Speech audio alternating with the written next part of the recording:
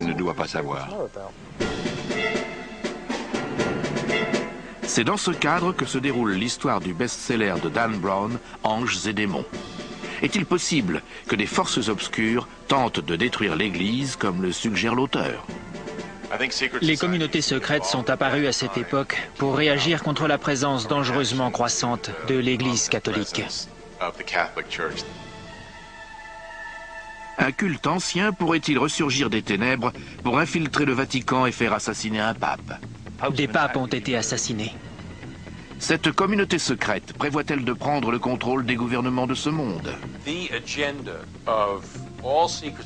La priorité de toute communauté secrète est de régner sur le peuple pour qu'il devienne docile et utile, afin de l'asservir et d'en faire des animaux de laboratoire.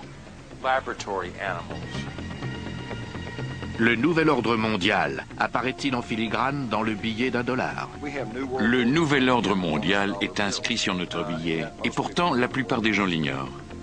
Un homme a décidé de donner les réponses aux questions effrayantes que pose le livre de Dan Brown. Simon Cox, avec l'aide d'autres experts, va nous permettre de distinguer les faits de la fiction et nous révéler ce que nous ignorons encore.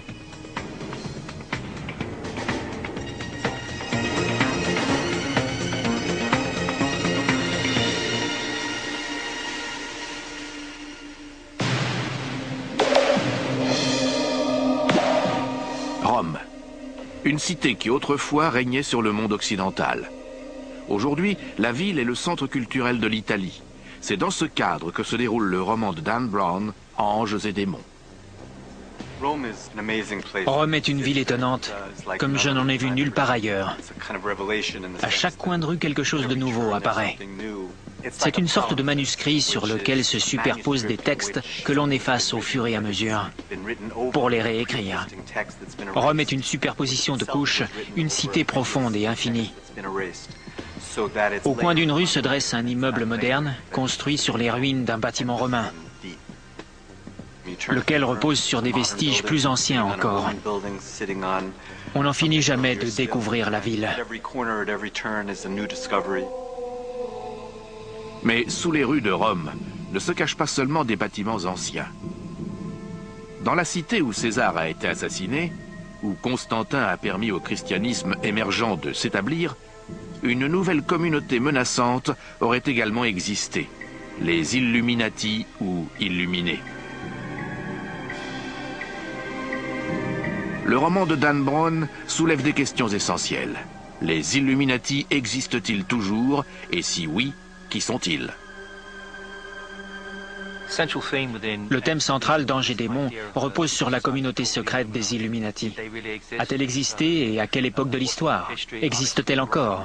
Le livre pose ouvertement ces questions et Dan Brown tente d'y répondre en affirmant qu'il s'agit bien d'une communauté secrète qui exerce toujours son influence, comme elle l'a fait tout au long de l'histoire.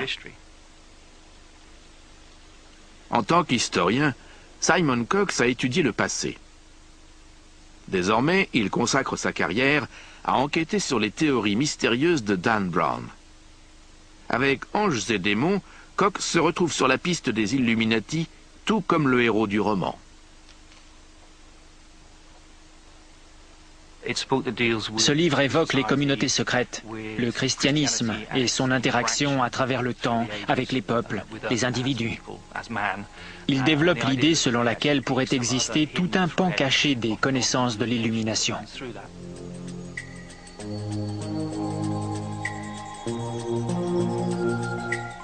Dans le roman, une communauté secrète connue sous le nom d'Illuminati cherche à détruire le Vatican et à changer le cours des événements planétaires. Pour l'écrivain Jim Marrs, partisan de la théorie du complot, la menace est réelle. Le but intime des Illuminati est la domination du monde. La manière dont ils comptent y parvenir est très détaillée. Ils envisagent d'instruire les jeunes et de les convertir à leur mode de pensée. Ils veulent anéantir la foi et la confiance au sein de la politique, mais aussi de la religion. Les faits sont un peu différents que dans la fiction que Dan Brown met en avant dans Anges et démons. À travers mes recherches, j'ai pu constater que la communauté secrète des Illuminati a existé sous des formes différentes en France et en Espagne. Les livres d'histoire montrent que plusieurs groupes se sont appropriés ce nom à travers les âges. En Espagne, ils ont été persécutés et brûlés sur le bûcher par l'Église catholique à l'époque de l'Inquisition. Mais le mystère ne s'arrête pas là. Ce sont des groupes disparates qui n'ont aucun lien. Le terme Illuminati ou Illuminés, ou encore ceux qui voient la lumière, est assez approprié quand on y songe, pour des groupes qui veulent être éclairés. Mais à mon sens, il n'y a pas de preuve de l'existence d'une communauté secrète réunissant plusieurs groupes qui auraient traversé les époques et dont l'origine remonterait à l'Égypte ancienne. En revanche, nous savons qu'un groupe appelé Illuminati, qui pourrait encore exister à notre époque, est né dans les années 1770, en Bavière.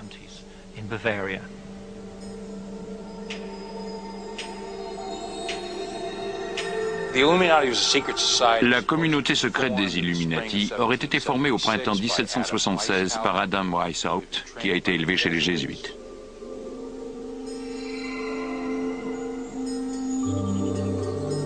Devon Jackson est journaliste d'investigation pour l'une des plus importantes parutions de nos jours. Il est convaincu que le nom de Weishaupt n'a rien d'anodin. Selon Jackson, ce nom est une partie fictive d'un code secret utilisé à travers l'Europe qui marque le début d'un conflit entre les membres de l'élite scientifique et les gouvernements financés par l'Église. Jackson va encore plus loin. Il est convaincu que les Illuminati existaient bien avant qu'Adam Weishaupt ne reprenne le nom. Alors, pourquoi un tel conflit aurait-il vu le jour ? Les Illuminati ont commencé à exister au siècle de Galilée, motivés par le besoin d'explorer et de questionner les connaissances d'alors. À l'époque, la science bourgeonnait et échappait littéralement au cadre confiné de l'Église catholique. Ce sont donc des hommes comme Galilée, qui jusqu'au XVIIIe et XIXe siècle étaient tenaillés par la nécessité de découvrir le fonctionnement des choses dans la nature et dans l'univers.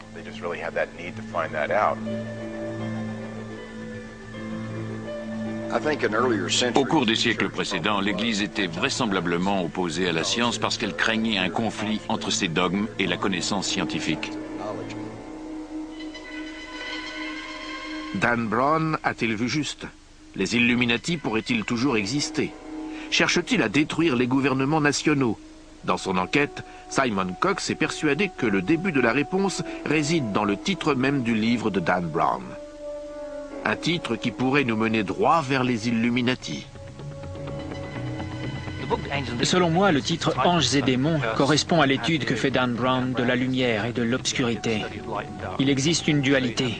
D'une part, on ne peut pas affirmer qui sont les anges, s'il s'agit de l'Église ou de la science, puisque les deux s'affrontent dans le livre.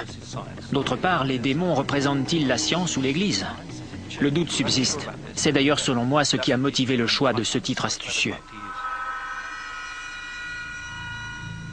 Anges et démons est un excellent titre qui résume parfaitement la dualité exprimée dans le livre, le thème des anges et les statues du Bernin qui représentent des énigmes tout au long de l'histoire. Dans Anges et démons, les Illuminati se réunissent secrètement à travers la Rome antique. Chaque lieu dissimule une piste clandestine que Dan Brown appelle le sentier de l'illumination et comporte de nombreux chefs-d'œuvre du Bernin qui apparaissent comme autant d'indices sur ce sentier subversif. C'est le cas de l'extase de Sainte Thérèse d'Avila, dont la main semble pointer dans la direction de ce sentier de l'illumination, lequel forme bizarrement une croix quasi parfaite au sein de la cité de Rome.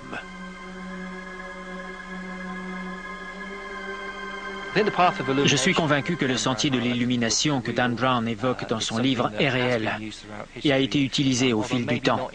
Le contexte était sans doute différent de celui décrit dans Anges et démons, mais la métaphore autour des néophytes, des initiés, suivant un sentier, est quelque chose que l'on retrouve symboliquement à travers l'histoire.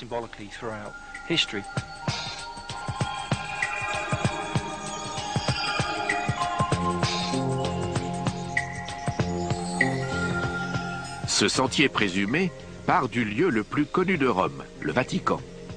Un site qui accueille près d'une trentaine de millions de visiteurs par an. Il traverse ensuite le Tigre en direction de l'Est à Sainte-Marie de la Victoire. Au nord, la croix débute de l'église Sainte-Marie du Peuple et relie la place Navona. Mais pourquoi un groupe supposé combattre l'église aurait-il pris une croix pour délimiter ce sentier?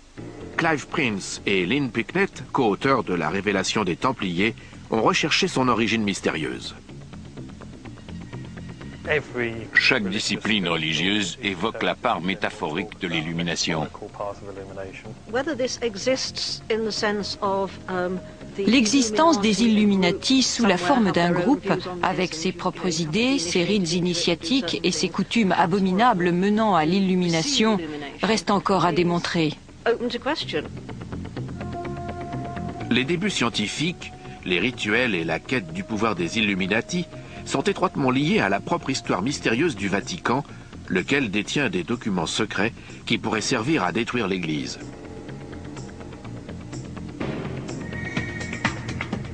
Les Illuminati ont-ils infiltré le Vatican? Ont-ils mis la main sur les documents secrets? Et que se passera-t-il si une autre communauté secrète se les approprie?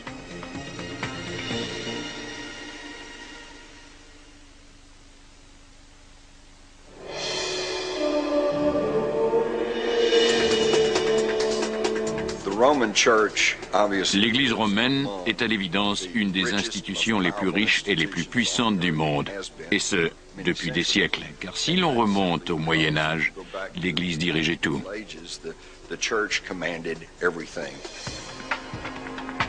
Durant plus d'un millénaire, le Vatican a influencé les événements du monde tout en exerçant un large contrôle sur les royaumes et la monarchie. Le Vatican disait sa volonté au roi, prêtait de l'argent et dirigeait chaque facette de la vie de ses sujets. Avec l'émergence de la démocratie et de la liberté à travers le monde, son pouvoir a diminué, mais c'est encore une institution tout à fait redoutable.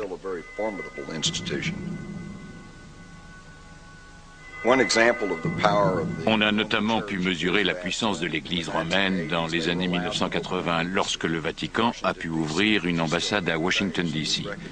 Cette ambassade existe toujours et les États-Unis entretiennent des relations diplomatiques avec ses membres. Bien qu'aux yeux de nombreuses personnes, cela remet sérieusement en question notre principe de séparation de l'Église et de l'État.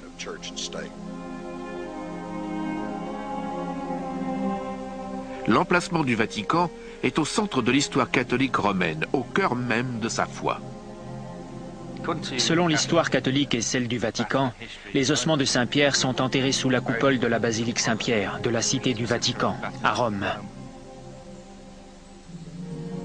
Et si les anciennes fondations du Vatican étaient bâties sur autre chose que les restes de Saint-Pierre? Le débat reste ouvert. C'est une question controversée et de nombreuses personnes prétendent que ce ne sont pas les ossements de Saint-Pierre, mais plutôt ceux d'un animal.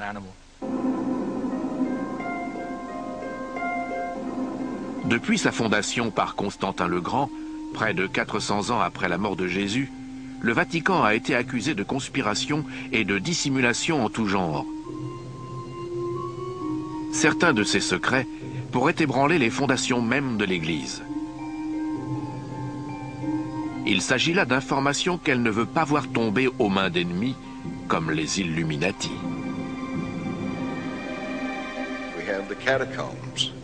Presque personne n'a jamais pu accéder aux catacombes qui se trouvent sous le Vatican. Toutes sortes d'histoires circulent à ce sujet. Il y aurait le corps momifié de Jésus-Christ, ou encore de nombreux objets susceptibles de donner une vision plus honnête et véridique des origines humaines.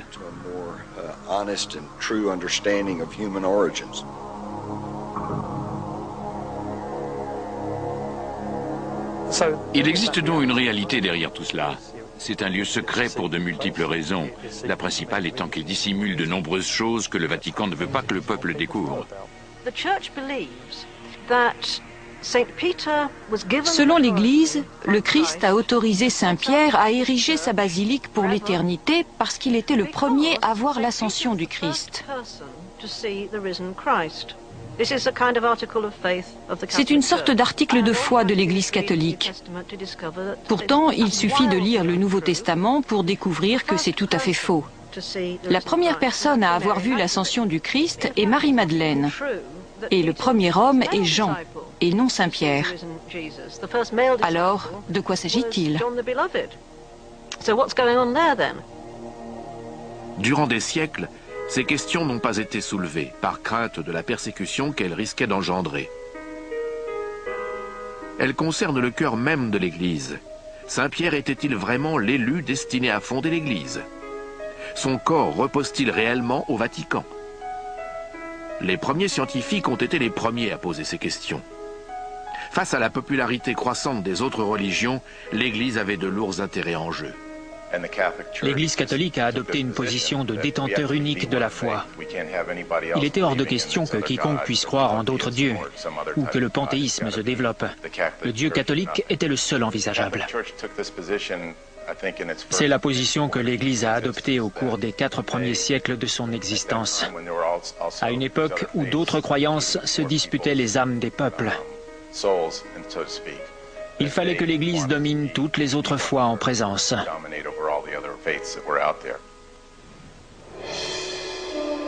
L'énorme richesse financière de l'Église, et surtout la manière dont elle a été constituée, est un autre facteur de controverse. Le Vatican reste discret sur ses finances à cause des polémiques autour des sommes que récolte l'Église. Il ne veut pas que l'on connaisse le détail des montants perçus, ni même la puissance financière qu'il représente. D'ailleurs, dans le cadre de mon travail de journaliste, j'ai constaté que même ici aux États-Unis, les prêtres et les évêques ne maîtrisent que la comptabilité de leur propre paroisse. Ils n'ont pas accès aux chiffres comptables global ou ignorent où va l'argent et qui le perçoit. Le Vatican a toujours été une institution très secrète. Il y a encore pas si longtemps, elle a été secouée par d'importants scandales financiers impliquant des banques et d'autres établissements. Cette formidable concentration de richesses a eu une conséquence inattendue. La fonction de pape est devenue l'une des plus dangereuses au monde.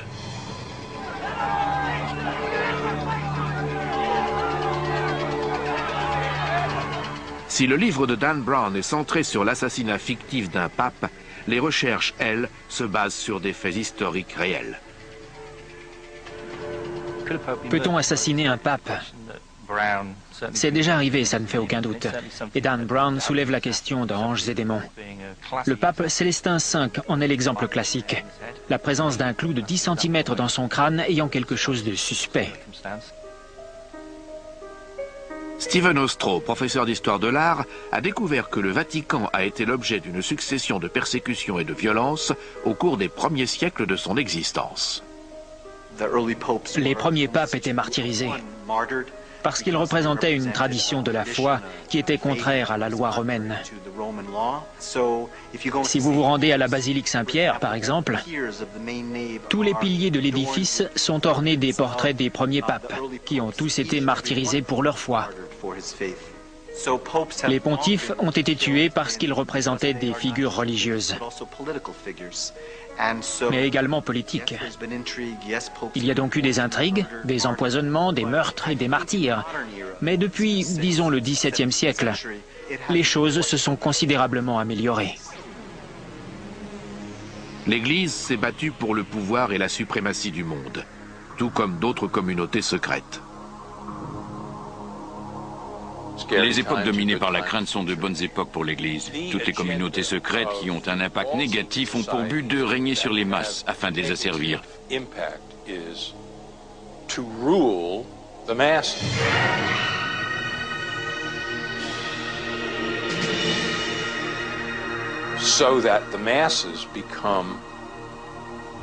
L'idée dominante est celle d'une élite qui regarde le reste de l'humanité avec dédain.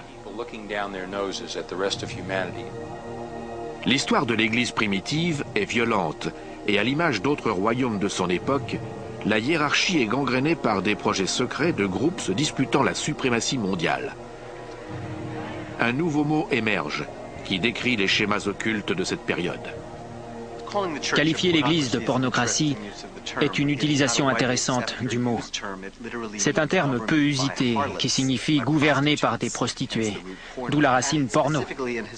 Historiquement, il se réfère spécifiquement à une période du Xe siècle, qui débute par le règne d'un pape relativement inepte, Serge III, et se poursuit avec une série de pontifes dont la souveraineté est pour le moins amorale. Il semble que Serge III ait fait assassiner un nombre important de cardinaux rivaux pour accéder au siège. Le terme concerne donc une époque où des femmes très puissantes et membres de familles nobles tiraient les ficelles de la papauté pour déterminer quel pape allait régner.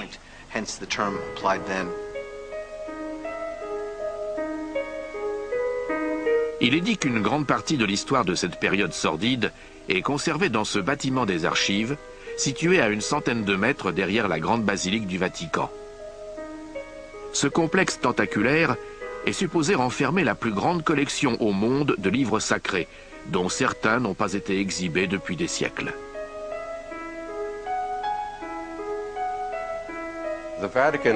La bibliothèque du Vatican contient l'équivalent de 75 km de livres. C'est une collection gigantesque.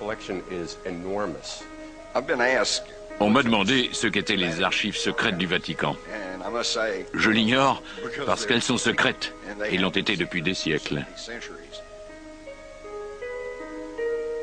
Dans Anges et démons, Robert Langdon parvient à voler un document historique des archives qui, selon lui, permettra de découvrir l'endroit où est séquestré le cardinal qui a été enlevé. Un tel larcin est-il possible? Paul Williams est un théologien et l'un des rares chercheurs autorisés à franchir la sécurité rapprochée du Vatican pour étudier les archives. On ne peut pas y rentrer avec une veste ou un attaché-caisse. On ne peut même pas avoir un stylo à encre sur soi. La seule chose autorisée est un crayon à papier et un bloc-notes. Lorsque vous pénétrez dans les archives, un ecclésiastique vous apporte le document exact que vous avez sollicité, si vous avez obtenu l'autorisation. Il reste à vos côtés pendant que vous étudiez l'objet. Il y a des gardes et des concierges derrière vous. Il est donc impossible de dérober quoi que ce soit dans ce bâtiment, même si vous vous appelez Harry Houdini. Les mesures de sécurité draconiennes et l'accès limité poussent à se demander ce que le Vatican dissimule dans ses archives. Quels secrets se cachent le long des 75 km d'étagères? Selon la rumeur, il y aurait des documents extraordinaires concernant la Seconde Guerre mondiale et l'implication, ou plutôt la non-implication du pape dans l'Holocauste et son manquement à dénoncer l'horreur des faits. Le Vatican dispose forcément d'archives secrètes, car il existe des dizaines d'autres évangiles qui n'ont pas été inclus dans le Nouveau Testament et qui comportent des éléments qui feraient beaucoup de tort à l'Église si le peuple en prenait connaissance. Il existe donc à coup sûr une multitude de livres cachés quelque part au Vatican que des chercheurs comme moi aimeraient consulter. Le livre Anges et démons évoque un des secrets qui serait caché au Vatican. Il s'agirait de documents historiques comprenant des écrits et des recherches scientifiques qui n'ont jamais été révélés. Ces textes pourraient comporter des travaux de Galilée et de Copernic, tous deux considérés comme des ennemis de l'Église et que Dan Brown a associés aux Illuminati.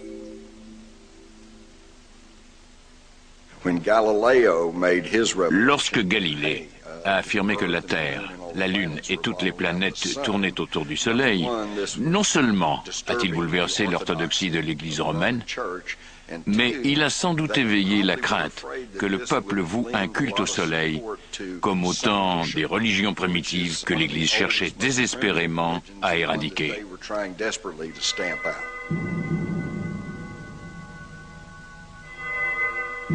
Il est intéressant de remarquer que le livre Anges et démons ne définit pas clairement qui sont les anges et qui sont les démons. Bien que le livre de Dan Brown soit une fiction dans laquelle Galilée et Le Bernin sont des Illuminati issus de la franc-maçonnerie, l'idée ne me paraît pas si insensée. Je la crois même possible. Entre le XVe siècle et le XIXe siècle, les groupes secrets ont connu un véritable âge d'or à travers l'Europe. La science et l'Église ont été en guerre durant des siècles. C'est un conflit qui remonte à l'origine même de la fondation de l'Église. Dès lors qu'une société comme l'Église catholique impose de manière inamovible ses dogmes et ses doctrines comme des vérités absolues, il semble inévitable que des hommes cherchent à les remettre en question. L'oppression du Vatican à l'égard de la science et de la connaissance a-t-elle favorisé la formation de communautés secrètes? Les Illuminati en font-ils partie? Les Illuminati sont probablement passés dans la clandestinité, comme la plupart des organisations persécutées. Les Illuminati sont apparus tardivement dans l'histoire de l'Europe. Mais d'où viennent-ils réellement? Selon certains historiens, ils seraient issus d'une puissante communauté secrète et légendaire, autrefois protégée par le pape, puis détruite sur ordre de ce dernier. Les moines guerriers de l'ordre des chevaliers du Temple. Mais ont-ils vraiment été éliminés?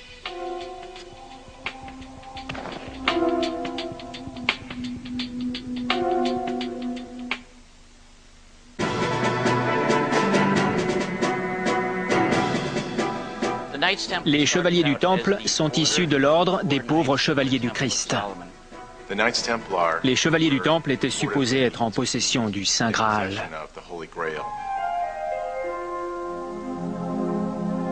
En l'an 1000, le monde occidental croit à la légende du Saint Graal, un calice qui aurait contenu le sang du Christ et son pouvoir. À l'époque, une communauté secrète de moines guerriers affirme avoir trouvé le Saint Graal.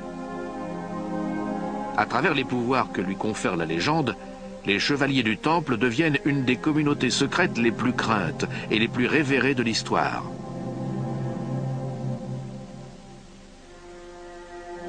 Les écrivains Stephen Ostrow et Devon Jackson, qui ont dédié des années de recherche aux chevaliers du Temple, les décrivent comme les premiers défenseurs du Vatican, avant qu'ils ne deviennent leur plus grande menace. Officiellement, ils étaient là pour protéger les pèlerins sur la route de Jérusalem. Ils ont élu domicile dans le temple de Salomon et vivaient dans les écuries. Pendant plus de 8 ans, ils ont entrepris des fouilles autour du temple. Les chevaliers du temple étaient des moines guerriers qui servaient parfois de garde au pape, mais dont la tâche essentielle était de sécuriser la route des pèlerins et des croisés vers Jérusalem. Ils n'étaient que 9 pendant près de 9 ans, alors ils n'ont pas pu être très efficaces. Ils avaient à l'évidence un autre projet et semblaient être en quête d'autre chose en Terre Sainte. Ils connaissaient certains secrets. En dépit de leurs vœux de pauvreté, les chevaliers accumulent rapidement une fortune plus importante que celle de la plupart des souverains de l'époque. Terre, argent, navires, les chevaliers se mettent à financer les monarques et le Vatican. Les chevaliers du Temple sont devenus une sorte d'entreprise. Ils ont créé la première agence bancaire qui permettait de déposer son or et son argent en Grande-Bretagne et de le retirer une fois arrivé à Jérusalem, afin d'éviter le transport de fonds le long des routes périlleuses. Ils sont donc devenus les plus grands propriétaires d'Europe et possédaient la flotte la plus importante. La richesse et l'influence des Templiers les rendent intrépides et intimidants. Ils n'obéissent à aucun roi, et très vite, pas même au pape.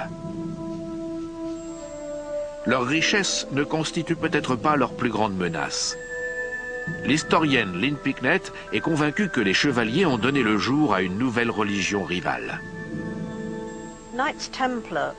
Les chevaliers du Temple étaient accusés de cracher sur la croix lors de cérémonies occultes et de vouer un culte à une tête tranchée de barbu. Ils vénéraient cependant ouvertement Saint Jean-Baptiste. Alors, que cela signifie-t-il? Nous avons découvert que les chevaliers du Temple, lorsqu'ils étaient au Moyen-Orient, ont rencontré un groupe appelé l'Église de Jean d'Orient, qui était une communauté de Mandéens originaires de Judée ou d'Égypte il y a 2000 ans, et composée de disciples de Saint Jean-Baptiste.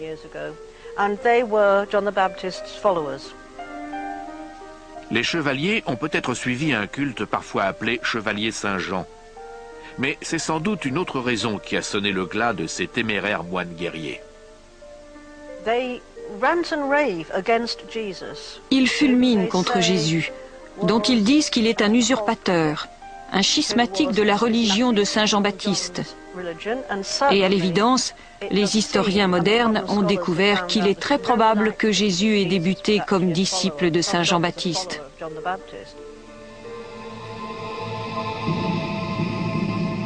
Quelle que soit la raison, les Templiers vont rapidement tenir des réunions clandestines dans des lieux secrets, à la manière du sentier de l'illumination que décrit Dan Brown dans son livre. Par leur fidélité croissante envers Saint Jean-Baptiste, leur richesse et leur puissance, les chevaliers représentent la plus grande menace que le Vatican ait jamais connue. Les chevaliers du Temple refusaient de se soumettre à la moindre autorité et devenaient effroyablement arrogants. Pendant environ 2 siècles, ils ont constitué un ordre d'une puissance incroyable à tous les niveaux, avant de connaître une fin brutale et tragique au début du XIVe siècle, lorsque d'abord le roi de France, puis le pape se sont retournés contre eux. Finalement, les Templiers sont devenus si importants qu'ils ont exacerbé la jalousie du roi de France et la colère du peuple. Ils sont devenus, selon les termes de Sir Walter Scott, aussi pédants que des Templiers, ce qui veut dire qu'ils étaient si fiers qu'ils se permettaient tout, ce qui a poussé le peuple à se liguer contre eux. Les raisons qui ont motivé le démantèlement de l'ordre font encore couler beaucoup d'encre.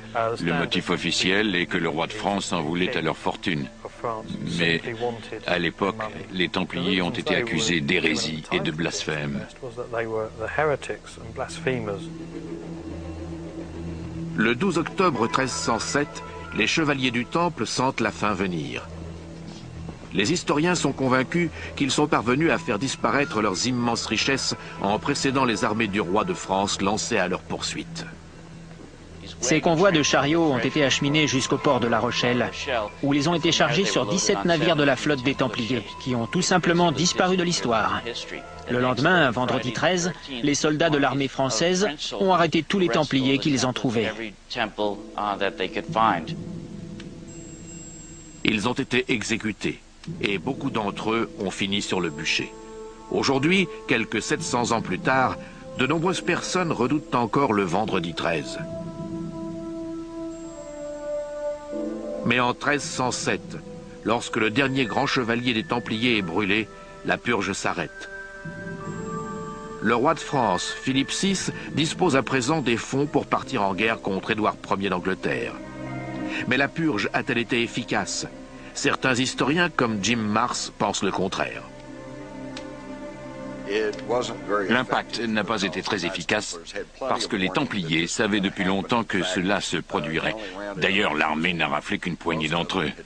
Le gros de la troupe s'était enfui ou avait simplement changé de vêtements pour se fondre dans la population. C'est à ce stade que le mystère s'épaissit. Qu'est-il advenu des chevaliers du Temple qui ont survécu avec leurs immenses richesses et leur mépris vis-à-vis de l'Église? Leurs descendants sont-ils devenus les Illuminati?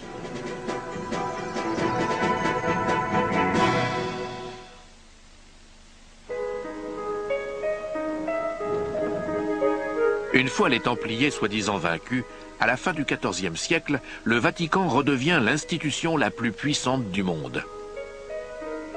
Mais au fil du temps, un nouveau danger vient menacer son hégémonie, la science.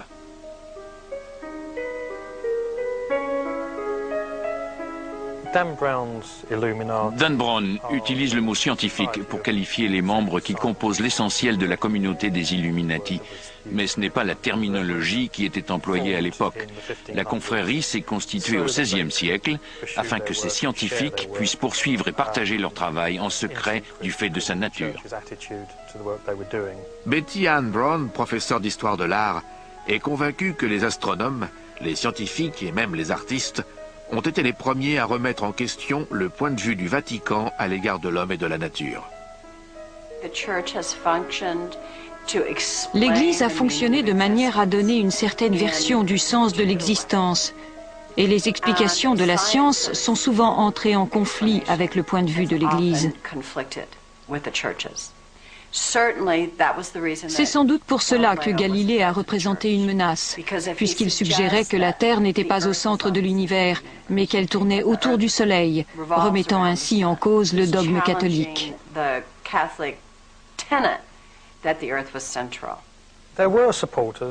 Galilée avait des partisans au sein même de l'Église, selon lesquels de telles allégations, si elles étaient vraies, remettaient en question la vérité théologique énoncée dans la Bible. Il bénéficiait donc de soutien, mais le pape avait le dernier mot. La Renaissance devient une époque dangereuse pour les scientifiques. Nombre d'entre eux y laisseront leur vie, comme Giordano Bruno, un brillant astronome et disciple de Copernic. Il est emprisonné dans la même église que l'héroïne de Dan Brown, le château de Saint-Ange. Un des premiers cas de persécution des penseurs scientifiques par l'Église est celui de Bruno, dont les points de vue étaient parfois un peu extrémistes. Bruno est réputé à travers l'Europe occidentale pour son travail sur les capacités mémorielles, une théorie sensationnelle en 1576. Mais parce qu'il est convaincu, comme l'était Copernic, que la Terre tourne autour du Soleil, il devient l'ennemi de l'Église, qui enseigne que l'univers tourne autour de la Terre. L'Église l'a donc fait arrêter et emprisonner pendant 8 ans, en s'efforçant de le convaincre d'abjurer ses allégations, ce qu'il refusa de faire. En 1600, il est donc brûlé sur le bûcher. Galilée aurait pu connaître le même sort. Tout comme Bruno, il passe en jugement à 2 reprises pour ses études scientifiques. Ces procès occupent une place centrale de l'intrigue d'anges et démons. L'histoire de Galilée est souvent mal comprise. Il y a eu 2 procès. Le premier s'est tenu en 1616 devant les représentants de l'Église parce que Galilée avait soutenu la théorie copernicienne selon laquelle la Terre tournait autour du Soleil et n'était pas au centre de l'univers. À l'époque de son premier procès, il avait été acculé par les scientifiques italiens. C'est donc en 1616 qu'il a abjuré et admis que Ptolémée avait raison de placer la Terre au centre de l'univers. Il est ensuite retourné à l'université où il a continué à enseigner que notre planète tournait autour du Soleil. En 1632, il est arrêté par l'Inquisition et son nouveau procès débute en 1633. On a souvent dit que Galilée a été contraint d'abjurer, séquestré dans un donjon et affamé, mais tout cela est faux. À l'époque de son procès, il vivait à la Villa Médicis, dans le luxe. Lorsqu'il s'est finalement rétracté, en 1633, le pape a annulé sa peine d'emprisonnement et lui a accordé une retraite financière jusqu'à la fin de ses jours, ainsi qu'un poste honorifique.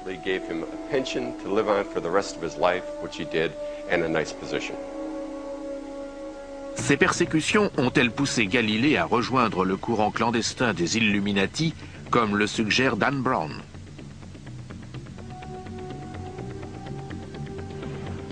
L'historien Clive Prince a la réponse. Galilée ne pouvait pas être un membre des Illuminati puisque le mouvement n'existait pas à son époque. Il n'existe d'ailleurs aucune preuve qu'il ait appartenu à une confrérie similaire, ni même qu'il ait été enclin à rejoindre une quelconque communauté de cet ordre. Cependant, un grand nombre d'artistes et de scientifiques de l'époque deviennent membres de communautés secrètes comme le prieuré de Sion, que les lecteurs du Da Vinci Code connaissent. Je crois pouvoir affirmer que Léonard de Vinci et Isaac Newton étaient tous 2 membres du prieuré de Sion. Mais de Vinci était versé dans différentes activités ésotériques. C'était une sorte d'esprit universel. Et il paraît donc plausible qu'il ait appartenu à une confrérie occulte. Ne serait-ce qu'à travers ses tableaux et ses dessins, dont le sens aujourd'hui encore nous échappe, et pourrait très bien indiquer son appartenance à une communauté secrète de quelque ordre. Dans Anges et démons, Dan Brown avance l'idée que des hommes comme les sculpteurs Le Bernin ou Raphaël ont pu appartenir à la communauté secrète des Illuminati. Mes recherches ont montré que ce n'était absolument pas le cas. Le Bernin et Raphaël étaient tous 2 très religieux. C'était une époque qui préfigurait le siècle des Lumières, un âge de raison, au cours duquel de nombreux scientifiques, comme Galilée, accédaient à des connaissances qui échappaient aux compétences de l'Église catholique. Leur rationalisme et leur approche scientifique élargissaient considérablement leur champ de vérité. Les scientifiques de la Renaissance ne sont pas les seuls à chercher à élargir le champ de la vérité. Cette bataille pour la suprématie de la planète dure depuis longtemps. Comment mène-t-on un tel combat?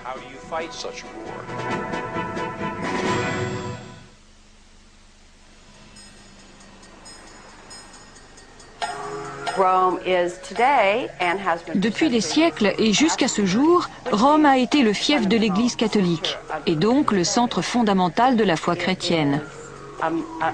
C'est un mélange de différentes sources issues de l'Égypte, de l'Afrique et du monde entier. La cité de Rome regorge de symboles antiques. C'est une des raisons pour lesquelles le roman de Dan Brown est situé sur place. Mais c'est aussi pour son patrimoine artistique.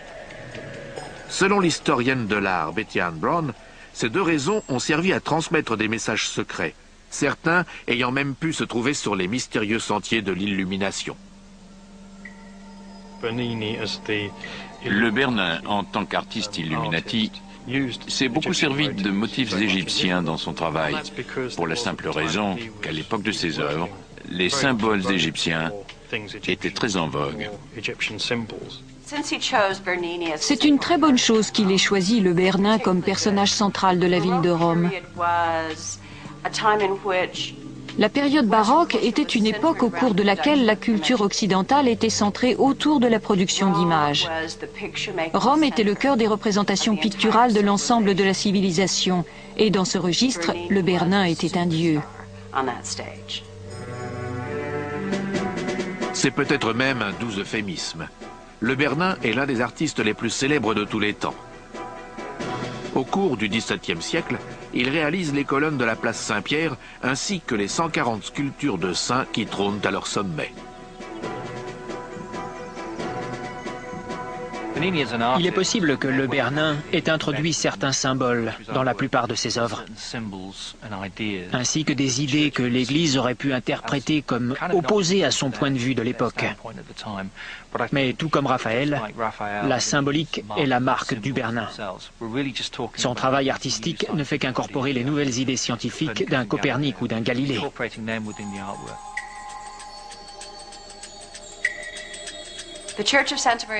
L'église Sainte-Marie du Peuple est chargée d'histoire, au même titre que de nombreuses églises de la ville de Rome. Si le Bernin est le maître des Illuminati, cet édifice est un lieu important pour la confrérie secrète, puisqu'elle comporte deux de ses sculptures, celle de Daniel et celle d'Havakuk, avec un ange. L'ange est venu dire à Havakuk de venir en aide à Daniel et pointe dans une direction. Havakuk résiste un instant et pointe dans l'autre direction. Dan Brown se sert de cette sculpture pour suggérer que l'ange désigne l'indice suivant. C'est donc un premier pas fondamental vers le sentier fictif des Illuminati.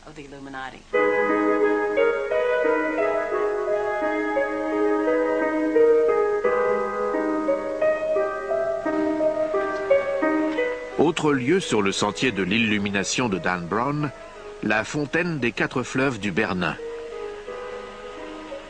Elle est située à la pointe sud-ouest de la croix du sentier, de l'autre côté du Tigre. Au centre de ce chef-d'œuvre baroque se dresse un grand obélisque. Le Bernin a-t-il volontairement choisi l'emplacement de cet édifice païen comme un signe ? L'obélisque au centre de la fontaine des 4 fleuves est un des anciens édifices de Rome, qui se trouvait sur un autre site, sous les décombres et la poussière. Le pape Innocent X, qui encourageait le travail du Bernin, avait ordonné cette fontaine. Il voulait ériger un monument au centre de la place, qui était en quelque sorte son jardin particulier, puisqu'il jouxtait son palais. Il souhaitait voir un édifice à la gloire du pape et de l'Église au centre de l'esplanade. Il est intéressant de se demander pourquoi les œuvres du Bernin comportaient tant de motifs égyptiens. C'est une question qui a intrigué les partisans de la théorie du complot pendant des siècles. Sur la fontaine des 4 fleuves, chacun des personnages humains représente un cours d'eau, et les symboles servent à distinguer chaque fleuve. Ce sont des signes manifestes, mais le Bernin aurait très bien pu dissimuler toutes sortes de petites astuces s'il avait voulu. Ce n'est pas la fontaine qui laisse perplexes les historiens, mais cette sculpture, souvent considérée comme le chef-d'œuvre du Bernin. Elle se trouve exactement à l'extrême est du sentier de l'illumination de Dan Brown. Difficile de croire à une coïncidence. L'extase de Sainte Thérèse d'Avila est l'une des œuvres les plus extraordinaires du Bernin. Le corps sculptural est la pièce centrale de l'ensemble de la chapelle que l'artiste a réalisé pour la famille Cornaro, de riches Vénitiens. Cette œuvre illustre l'un des passages les plus remarquables des écrits de Sainte Thérèse d'Avila, où elle décrit l'une de ses nombreuses rencontres avec le divin. C'est l'extrémité de la flèche qui est supposée comporter un indice Illuminati, le feu, un des 4 éléments. Les Illuminati sont les premiers scientifiques. La terre, l'air, le feu et l'eau sont les éléments avec lesquels ils travaillent et dans le livre de Dan Brown, chacun est utilisé pour le meurtre d'un cardinal. Les Illuminati ont-ils réellement affecté leurs symboles les plus importants à de tels desseins? Sainte Thérèse d'Avila était une femme formidable de l'histoire chrétienne.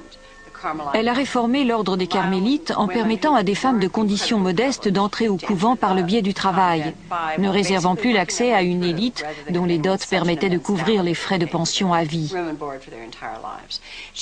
Elle a voyagé à travers l'Espagne où elle a fondé des couvents et a connu plusieurs expériences visionnaires. Sainte Thérèse d'Avila était à plus d'un titre la figure de proue de la réforme catholique. Il y avait bien sûr son côté visionnaire, son extase. Il y avait un engouement nouveau pour les expériences émotionnelles, les expériences de piété à travers Dieu et Jésus.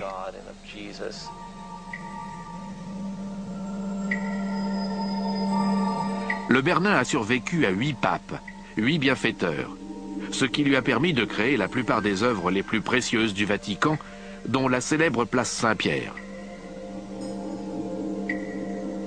Mais un autre artiste de la Renaissance pourrait bien avoir glissé le même genre de message secret dans son travail, Raphaël. Cette fois, il ne figure pas sur des obélisques ou des flèches de feu. L'un d'entre eux se situe à l'une des extrémités de la croix délimitant le sentier de l'illumination. Les pyramides de la chapelle Chigi sont uniques en termes de représentation et de forme funéraire de la Renaissance. Elles ont été conçues par Raphaël, qui était l'architecte et le maître d'œuvre de la chapelle au début du XVIe siècle. Elles étaient destinées à représenter la grandeur de la Rome antique et des civilisations primitives. Raphaël a dessiné ces sépulcres en s'inspirant de la signification symbolique des pyramides, qui remontait à la culture de l'Égypte et de la Rome antique. Leur forme était une incarnation de la perfection, mais aussi du salut et de l'éternité. Dan Brown a choisi ce site comme nouvel indice sur la piste des Illuminati. La Terre, un des éléments. Cela fait-il de Raphaël un conspirateur? Selon moi, n'importe lequel de ces créatifs de génie aurait pu appartenir à une communauté secrète. Ce pourrait être le cas de Raphaël, mais aussi celui du Bernin. Le Bernin, Raphaël et un grand nombre d'artistes de l'époque étaient considérés comme des réformistes. C'étaient de fervents croyants qui dépendaient fondamentalement de l'Église et qui auraient perçu l'idée d'une communauté secrète comme un anathème. Mais c'étaient aussi des réformateurs qui souhaitaient mettre en avant certaines de ces nouvelles notions scientifiques. Et c'est à cela que Dan Brown semble s'atteler dans Anges et démons. Si le Bernin et Raphaël ont vécu bien avant que les Illuminati ne soient connus, d'autres symboles sur le sentier de l'illumination pourraient avoir un lien avec les communautés secrètes. L'Égypte est la source des symboles Illuminati, qui jouent un rôle significatif dans Anges et démons. Au début du livre, le personnage principal rêve de l'Égypte. À mon sens, Dan Brown utilise ce dispositif romanesque pour nous faire entrevoir le rôle prépondérant que la symbolique égyptienne va jouer dans l'histoire. Rome et la cité du Vatican comportent plusieurs obélisques comme celui-ci. Ils ont une origine païenne, et pourtant ils se trouvent sur un des sites les plus religieux du monde. La raison de leur présence remonte aux lointaines origines du christianisme moderne. La vue des obélisques au sein de Rome a quelque chose d'étrange. La ville en compte 13 au total, c'est-à-dire un nombre plus important que celui que l'on trouve actuellement en Égypte. Dans Anges et démons, les obélisques servent à constituer le sentier de l'illumination que découvre Robert Langdon. Le professeur Eric Johnson enseigne à l'Université de Los Angeles. C'est un spécialiste de l'histoire religieuse. Selon lui, il est possible d'expliquer l'influence du mysticisme égyptien au sein de l'Europe chrétienne et l'utilisation des symboles par les communautés secrètes. La culture, ou tout au moins la philosophie égyptienne, exerce une fascination pendant la Renaissance. Les humanistes de l'époque étaient convaincus que les Égyptiens étaient à la source d'une sagesse ancestrale disparue. Il y a donc une volonté de retrouver cette connaissance et cette sagesse antique. L'obélisque de la place Saint-Pierre pèse environ 180 tonnes. Il a donc fallu construire un solide coffrage qui puisse l'accueillir et le transporter sur une chaussée, ne serait-ce que de quelques centaines de mètres. C'était une entreprise colossale qui a mobilisé des milliers d'hommes et de chevaux pour déplacer un tel monument.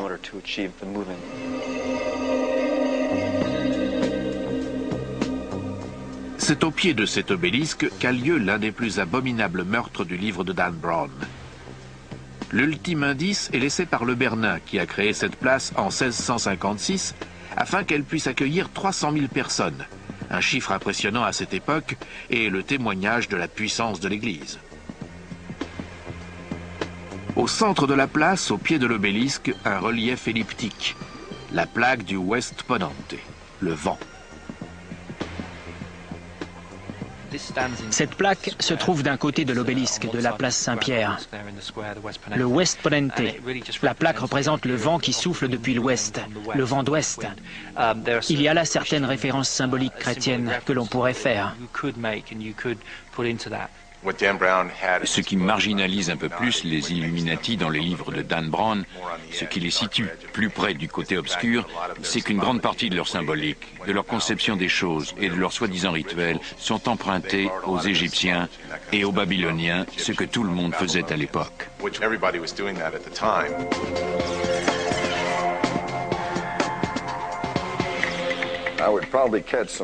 Au risque de choquer, il faut admettre que lorsqu'on étudie la Bible, qui est le livre sur lequel se fonde le christianisme, on découvre que c'est un patchwork d'anciennes traditions orales, de vieilles histoires. Prenons l'exemple classique de Noé qui accueille les animaux sur son arche. Ce récit remonte aux tablettes sumériennes qui datent d'au moins 4000 ans avant la Bible. Pourtant, les tablettes sumériennes comportent exactement le même récit. L'Église s'est approprié de nombreux symboles. Certains experts sont convaincus que la croix chrétienne est en réalité une appropriation du symbole Ankh égyptien, qui, comme vous le savez, ressemble à une croix, mais avec un sommet arrondi, et se portait de la même manière que les croix de nos jours. L'image du Christ en bon berger, le jeune homme gardant les moutons, est également un symbole emprunté à des temps anciens. La religion égyptienne et le christianisme moderne, tel que nous le connaissons de nos jours, ne diffèrent que très peu. La religion égyptienne était fondée sur le symbolisme. On peut également considérer que le christianisme est une religion basée sur le symbolisme.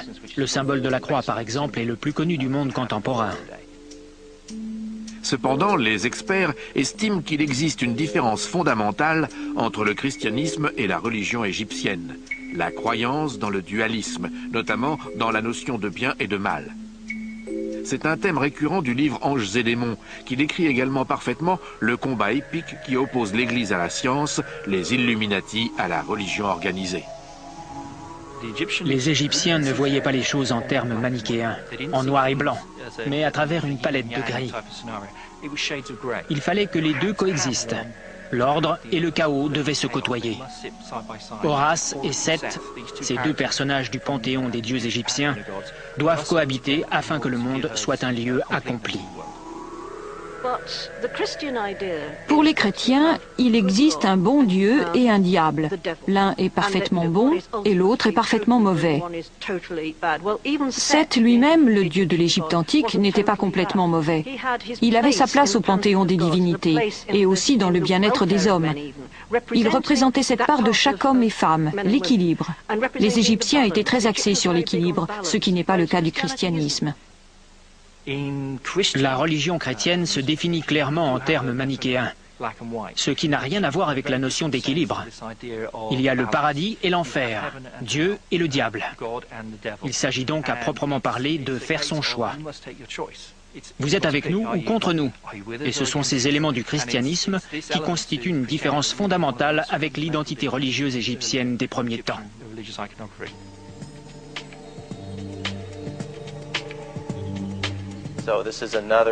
Rome s'est transformée en un lieu sacré pour l'ensemble de l'Empire. De cette façon, tous les dieux qui étaient vénérés au sein de l'Empire l'étaient à l'intérieur de ce temple. Plus tard, lorsque le christianisme a été légalisé et qu'il est ensuite devenu la religion officielle de l'Empire romain, il est apparu normal de reconvertir tous ces temples païens en lieux de culte chrétien.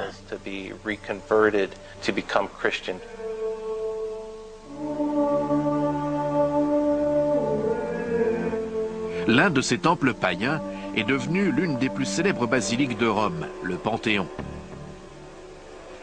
Des centaines de milliers de touristes s'y rendent chaque année. Pourtant, peu d'entre eux savent que lorsqu'ils lèvent les yeux, c'est pour contempler un trou de démons. À présent, ils seront sans doute nombreux à y voir un repère Illuminati. Le Panthéon a une large ouverture dans sa coupole. C'est une fausse piste qui mène Langdon et Victoria à la tombe de Raphaël. Ce soi-disant trou de démons dans la toiture du temple est un nouvel exemple de récupération d'un symbole païen transformé en symbole chrétien. Une nouvelle expression du dualisme du bien contre le mal. Ils sont persuadés que l'un des meurtres va se dérouler sur les lieux. Mais ce n'est pas le cas. Ce qui est intéressant, c'est qu'ils introduisent l'idée du trou du démon à ce stade de l'histoire en l'assimilant au toit du Panthéon. L'historien Simon Cox est persuadé que le sentier de l'illumination a au moins une raison d'être réel. Le sentier de l'illumination que Dan Brown évoque dans son livre est réel et a été utilisé au fil des temps. Le contexte était sans doute différent de celui décrit dans Anges et démons. Mais la métaphore autour des néophytes, des initiés suivant un sentier, est quelque chose que l'on retrouve symboliquement à travers l'histoire.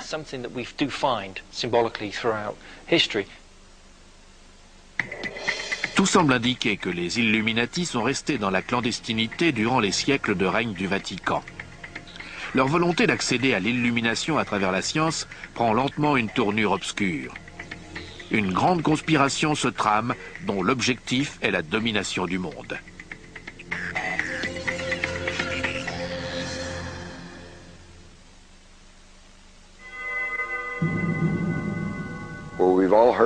Nous savons tous que la connaissance mène au pouvoir, mais la connaissance occulte est encore plus puissante. Et les Illuminati, si c'est encore leur nom, sont un mouvement dont le mot d'ordre est la fin justifie les moyens.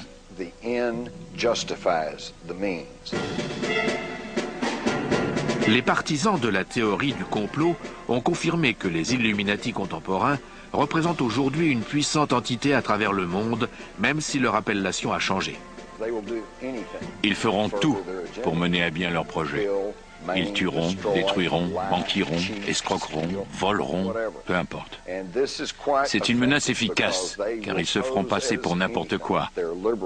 Des libéraux, des conservateurs, des fascistes, des communistes, des démocrates, des républicains, ils sont tout ce qui leur permet de poursuivre leurs desseins. C'est une puissante conspiration secrète d'une grande efficacité.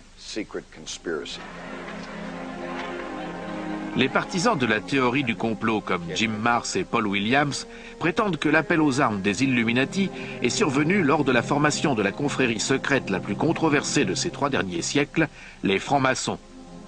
Une ancienne secte de bâtisseurs et de maçons qui pourrait remonter à l'ancienne Égypte. Le terme franc-maçon est franco-anglais. Il est issu de la contraction du mot libre et de maçon, désignant ceux qui travaillaient à la construction des édifices. Lorsqu'ils n'ont plus eu le droit d'être des Templiers, ils se sont regroupés. Leur communauté ne rassemblait pas que des maçons, mais tous les corps de bâtiment. Ils ont formé des loges, et ainsi, lorsqu'un frère maçon venant d'une autre loge se présentait dans une ville, ses pairs avaient le devoir de l'héberger, de le nourrir, et dans la mesure du possible, de lui donner du travail. Pour d'autres, comme le journaliste d'investigation John Rappaport, les chevaliers du Temple sont simplement passés dans la clandestinité sans jamais disparaître. Mais à présent, il prétend que les chevaliers ont ressurgi et probablement infiltré la franc-maçonnerie.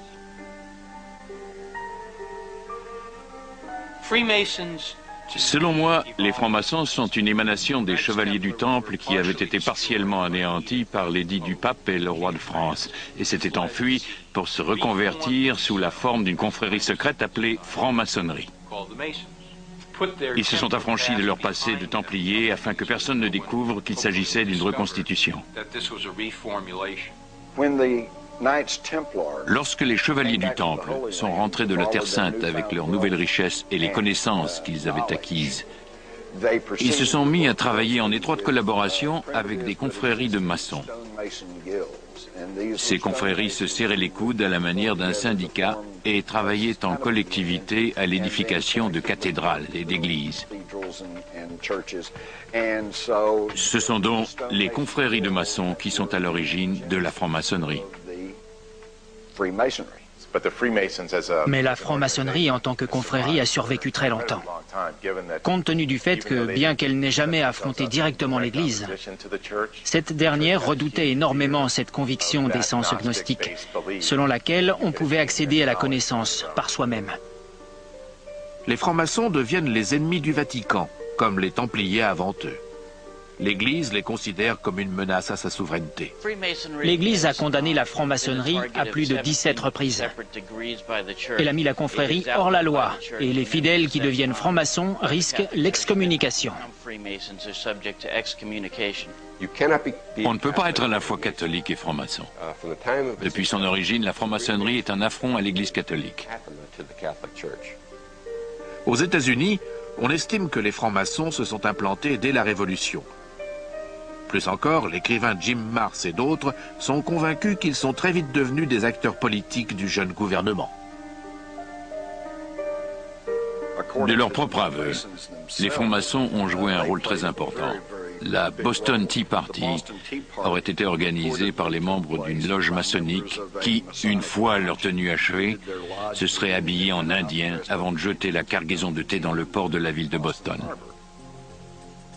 La proportion de francs-maçons parmi les pères fondateurs des États-Unis risque de surprendre bon nombre de personnes. Aux États-Unis, lors de l'époque coloniale, la franc-maçonnerie était le nerf de l'économie. Dans de nombreuses villes, il fallait devenir franc-maçon pour faire des affaires. Lorsqu'il est arrivé à Philadelphie, Benjamin Franklin a vite réalisé qu'il lui fallait rejoindre cette confrérie s'il voulait que la ville fasse tourner son journal et ses presses d'imprimerie. John Hancock savait qu'à Boston, où un tiers de la population dépendait de lui en matière de revenus, il pouvait se fier à ceux qui étaient francs-maçons et ne donnait donc pas de travail aux profanes. Dans une lettre rédigée par son frère, George Washington apprenait qu'en devenant franc-maçon, il lui serait plus facile de trouver des chantiers. Parmi les 57 signataires de la Déclaration d'indépendance des États-Unis, plus d'une cinquantaine étaient connus pour être des francs-maçons. Le rôle éminent de la franc-maçonnerie dans la formation des États-Unis ne fait donc aucun doute. Il s'agit peut-être d'un hasard, mais la formation des Illuminati en Bavière coïncide exactement avec la constitution de l'État américain. Les Illuminati ont-ils découvert une communauté secrète particulièrement bienveillante à leur égard au sein de la jeune nation américaine? Les Illuminati ont été fondés au cours de l'année 1776, un 1er mai. Un mois qui par la suite deviendra en quelque sorte celui du communisme international. On les appelait les détenteurs de la lumière, Illuminati pour illumination, la connaissance de soi ou du monde à travers la lumière.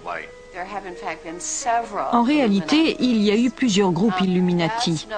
Le plus connu est celui de Bavière, dont la devise « Liberté, égalité, fraternité » n'est pas sans rappeler quelque chose. Ils ont joué un rôle fondamental dans l'esprit des pères fondateurs des États-Unis. Une fois la franc-maçonnerie solidement établie en Europe et aux États-Unis, les Illuminati commencent à étendre secrètement leur pouvoir en infiltrant les loges maçonniques.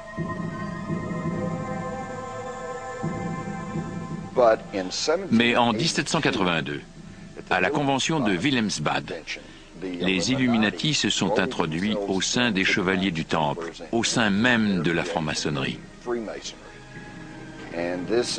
C'est là que la fusion des Illuminati et des francs-maçons a eu lieu. Certaines de ces loges ont été infiltrées par Adam Weishaupt, le fondateur des Illuminati, en 1776. Il estimait que le noyautage de certaines loges maçonniques solidement implantées constituait un excellent moyen de passer le mot afin de contrôler la mise en place de sombres projets à une échelle internationale. George Washington lui-même, un des pères fondateurs des États-Unis, craignait ouvertement l'infiltration des Illuminati. Il est intéressant de remarquer que George Washington avait déclaré qu'il croyait à une conspiration des Illuminati, mais qu'elle n'avait aucun lien avec la franc-maçonnerie. Il ne faisait aucun lien entre la franc-maçonnerie et les Illuminati, mais croyait tout de même au complot. Il fallait un petit groupe de personnes aux commandes du navire pour garantir sa fiabilité.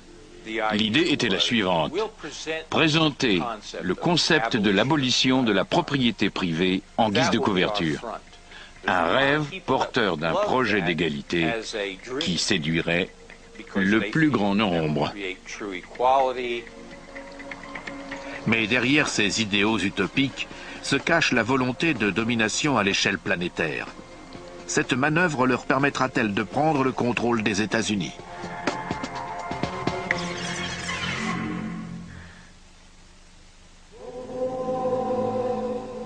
Alors que les francs-maçons illuminés étendent leur emprise sur le monde, le pouvoir, l'influence et la richesse de l'Église catholique romaine déclinent lentement. Afin de garantir sa survie, le Vatican doit trouver un compromis. Certains observateurs affirment que le Saint-Siège a passé un pacte secret avec le diable. D'autres estiment que ce compromis est responsable de la résurgence des assassinats du pape.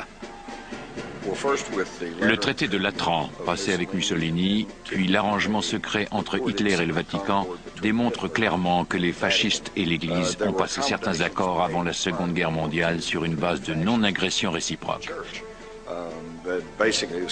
C'est la raison pour laquelle l'Église n'a jamais dénoncé avec force les atrocités perpétrées par Hitler et les nazis.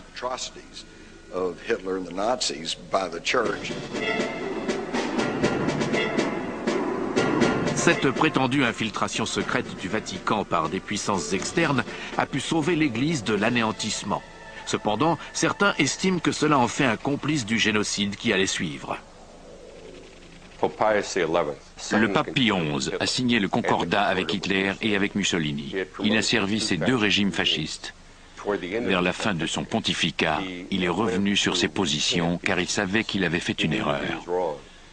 Il a vu la souffrance du peuple juif à travers l'Allemagne et la Pologne, les ghettos, les camps de concentration et la persécution des ecclésiastiques catholiques en Allemagne.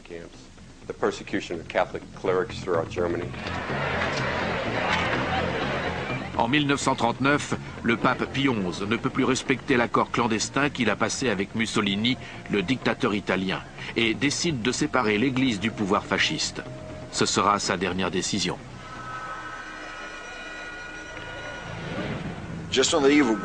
À la veille de la Seconde Guerre mondiale, le pape Pie XI déclare son mécontentement à l'égard des concordats négociés avec Mussolini et Hitler.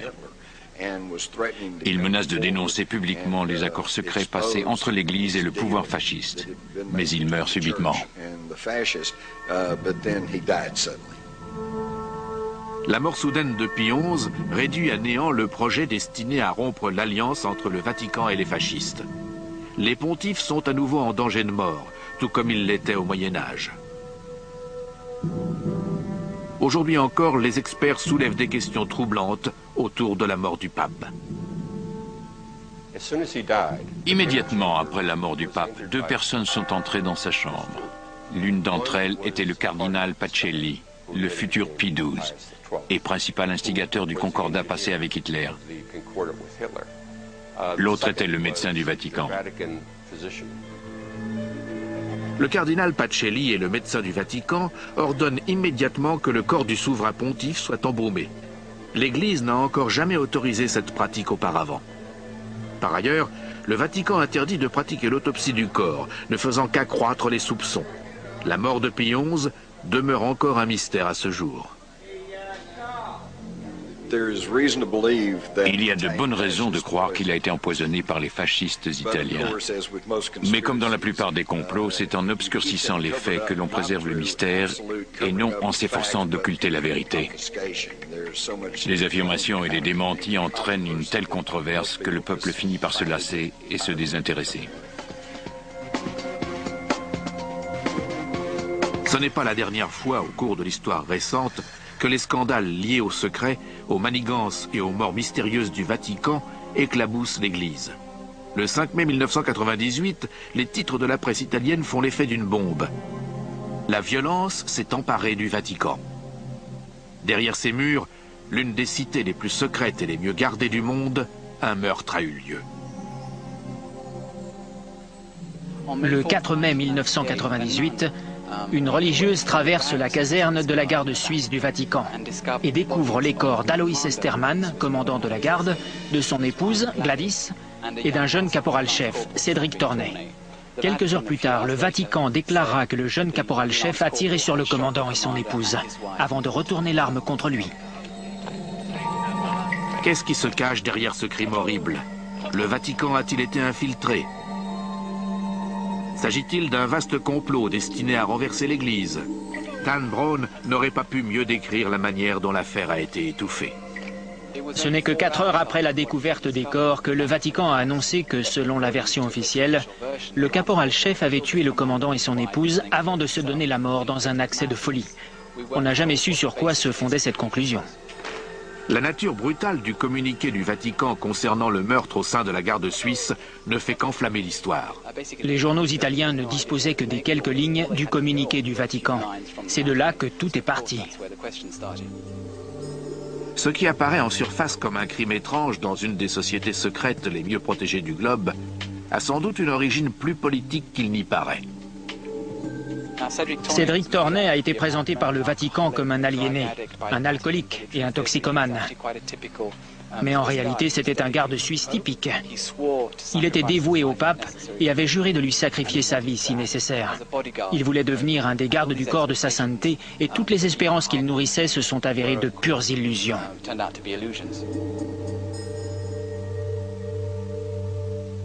Mais par un tour inattendu, le journaliste d'investigation Devon Jackson découvre un lien possible entre la garde suisse, cette armée d'élite ayant juré de protéger le pape, et une ancienne communauté secrète, les Chevaliers du Temple. Ceux-là même qui, après l'avoir protégé, furent anéantis par le pape. Cette investigation a-t-elle démasqué la résurgence de la communauté secrète? L'affaire n'a jamais été résolue. Comme ses prédécesseurs, les Chevaliers du Temple, la garde suisse, gardent jalousement son secret.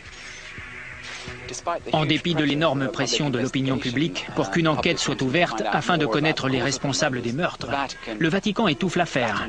Il refuse l'aide du gouvernement italien et celle d'autres experts. Le lendemain des meurtres, L'ensemble de la garde suisse est rassemblé et contraint de jurer de garder le silence sur l'affaire et sur le moindre détail concernant les protagonistes impliqués.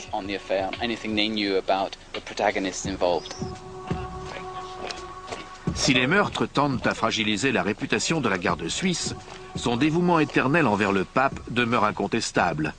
À plus d'un égard, elle est aussi secrète que le Vatican. La garde suisse est une institution secrète, comme tous les services au sein du Vatican. Ces hommes doivent prêter serment de loyauté envers l'Église, ce qui, par extension, concerne également les intérêts de l'Église en toutes circonstances. Bien que Dan Brown décrive la garde suisse comme une armée privée d'élite dans Anges et démons, les experts ont une toute autre opinion. Il est plus approprié de décrire la garde suisse comme une attraction touristique, un tigre de papier plutôt qu'une force d'intervention d'élite. À cause de leurs relations tangibles avec le Vatican, certains soupçonnent même que des ennemis de la papauté comme les chevaliers du Temple ont infiltré la garde suisse il y a des siècles. Lorsque les chevaliers du Temple ont délaissé leur tunique et se sont mêlés à la population, il paraît logique qu'ils aient cherché à infiltrer des postes de pouvoir, à rejoindre la garde suisse autour du Vatican et des communautés secrètes. Ils ont certainement noyauté un grand nombre de milieux. Selon la rumeur, le Vatican a toujours eu un service secret. Ce n'est pas un service de renseignement tel que nous le connaissons dans les pays occidentaux, mais un réseau d'information. Un réseau prodigieux car il se fonde sur les prêtres. En Italie et à travers le monde et sur toutes sortes d'institutions religieuses qui transmettent un flot d'informations vers le Vatican. Mais le système a ses faiblesses. Le terrorisme en est une. C'est pourquoi il doit compter sur des informations émanant de la CIA, des renseignements généraux français ou des services italiens. Après avoir bien étudié la garde suisse, j'en ai conclu qu'elle n'était pas équipée pour assurer la protection du pape.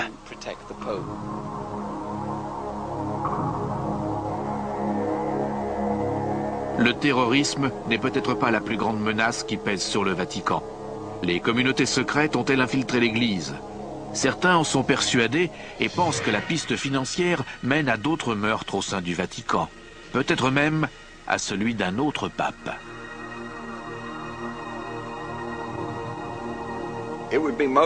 Il serait bon que tout le monde puisse étudier le dossier du scandale de la loge P2 survenu en Italie dans les années 80, à l'époque de l'administration Reagan. Le sigle P2 signifie Propaganda Due et désigne le nom d'une loge maçonnique en Italie. Ses membres prétendaient être financés en Suisse par des francs-maçons illuminés qui se faisaient appeler les gnomes de Zurich. C'était une affaire qui a fait du bruit en Europe, mais aux États-Unis, on n'en a presque pas entendu parler. La loge Propaganda Due entretient d'étroits liens financiers avec la Banque du Vatican, dirigée par l'archevêque Thomas Marsecus, originaire de Chicago. À terme, plusieurs cardinaux de haut rang ainsi que quelques évêques deviennent membres de la loge maçonnique P2. Dans les années 60, cette organisation maçonnique secrète était devenue extrêmement puissante. Elle étendait ses activités à travers le monde et comptait parmi ses membres plus de 121 dignitaires catholiques, et pas des moindres, des archevêques, des évêques, des cardinaux.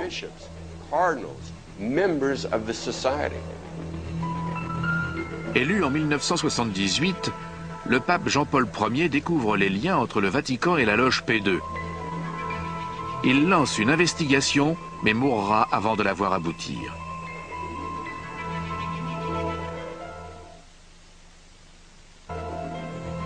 La piste menant aux Chevaliers du Temple, aux Illuminati et jusqu'aux francs-maçons a-t-elle conduit le pape vers une mort prématurée?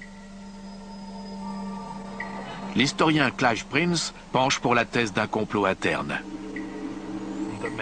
De nombreux observateurs ont soupçonné qu'il s'agissait du travail d'une sorte de faction au sein de l'Église, au sein de l'administration de l'Église, qui ne voulait pas faire élire ce pape parce qu'elle craignait qu'il ne découvre les scandales financiers qui avaient cours à l'époque. Quelques années après la mort de Jean-Paul Ier, le Vatican est balayé par l'affaire de la banque Ambrosia, le plus gros scandale financier du monde qui débouchera sur une nouvelle mort étrange. La loge P2 était également très impliquée dans les opérations de banque. Et à l'époque, la banque Ambrosia, l'une des plus importantes d'Italie, que l'on appelait la Banque du Vatican, a fait faillite. Le directeur s'appelait Roberto Calvi. Il a été retrouvé pendu à un pont de la ville de Londres, avec des cailloux dans ses poches, comme pour préciser qu'il s'agissait d'un meurtre maçonnique et non d'une simple exécution. Une règle maçonnique stipule qu'un traître doit être pendu avant la marée montante, ce qui fut le cas, et que son assassinat doit porter les marques du groupe maçonnique qui l'a trahi, d'où les 5 briques dans ses poches.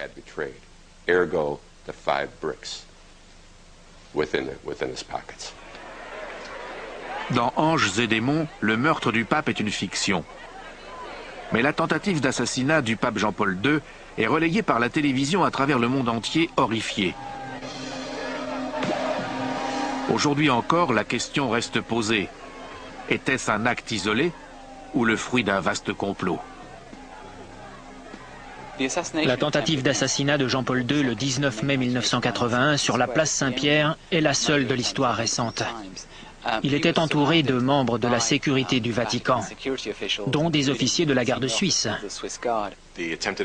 La tentative d'assassinat de Jean-Paul II en 1981 n'était pas l'œuvre d'un tueur isolé.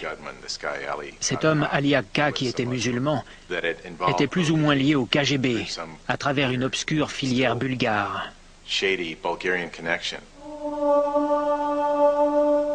La position ouvertement anticommuniste de Jean-Paul II a-t-elle incité le complot de son assassinat?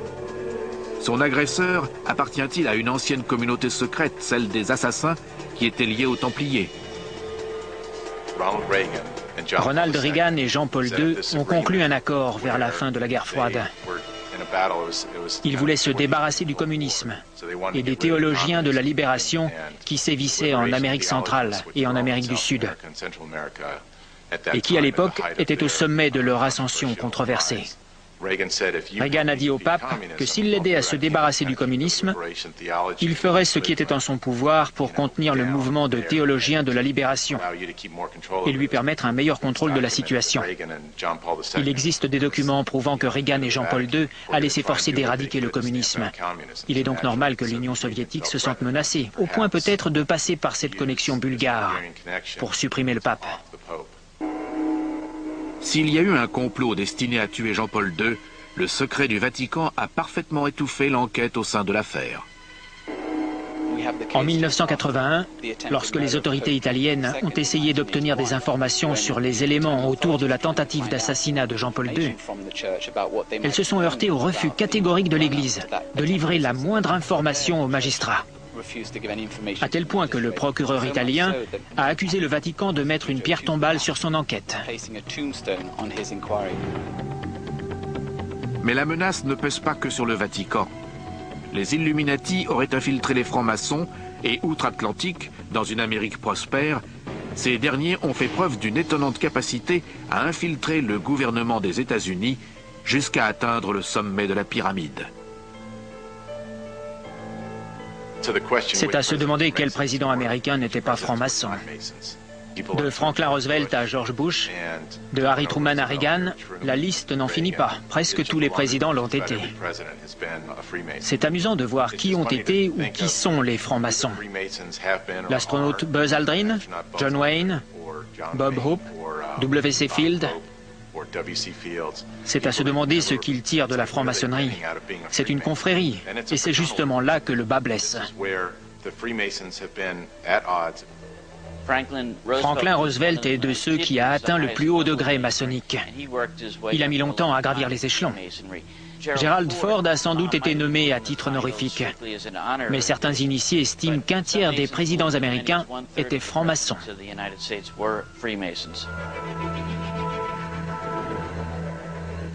Au cours de la présidence de Franklin Roosevelt, le billet d'$1 subit une modification subtile dont certains affirment qu'elle annonce l'arrivée d'une puissante confrérie secrète aux États-Unis. L'une des choses que mentionne Dan Brown dans ses livres est la symbolique maçonnique qui figure en bonne place sur le billet d'$1. Il y a d'abord le sceau, qui comporte de nombreux signes distincts, puis les flèches et la branche d'olivier. Ici, nous avons l'œil de la connaissance au sommet de la pyramide, mais il est séparé du corps de l'édifice.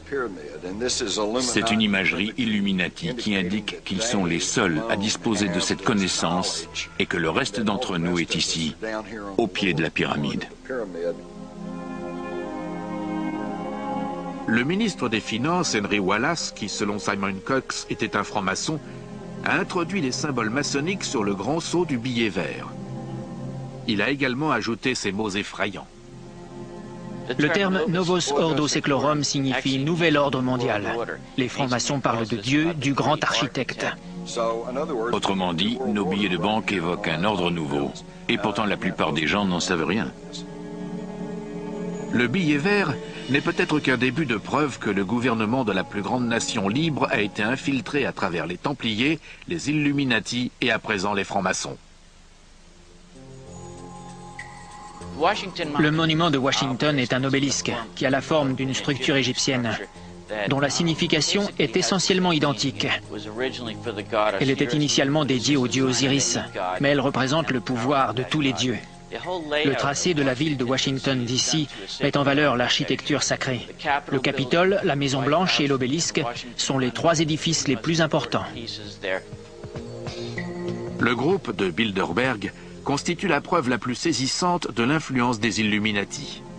On peut dire que c'est l'un des groupes les plus puissants du globe et de nombreuses personnes le soupçonnent de diriger l'économie et les gouvernements du monde entier. Le groupe de Bilderberg est apparu en 1954. Il a été fondé par un autre franc-maçon, le prince Bernard, qui appartenait à la dynastie mérovingienne, d'après ses dires, et était également affilié aux nazis.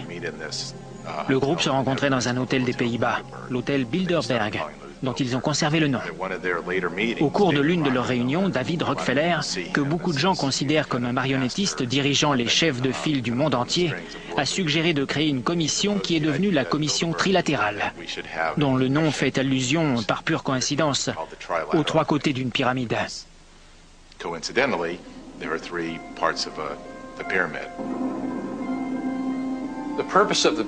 L'objectif du groupe de Bilderberg était une Europe unie qui débuterait par un marché commun.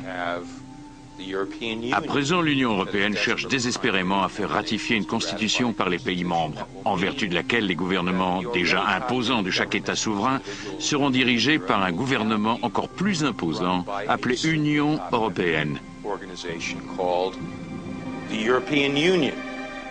Les bureaucrates contrôleront toute l'Europe. Il n'y aura plus de frontières, le règne d'une minorité sur la masse. Il y a une grande part de secret, surtout au sein du groupe de Bilderberg. Il y a une grande part d'intimité autour de ce qui se décide au sein de la commission trilatérale. Et le fait qu'ils aient envie de façonner le monde selon leurs desseins, de déterminer ce qui est bien et les moyens d'y parvenir, permet de faire le lien avec le nouvel ordre mondial, la pyramide, l'œil et la tradition maçonnique.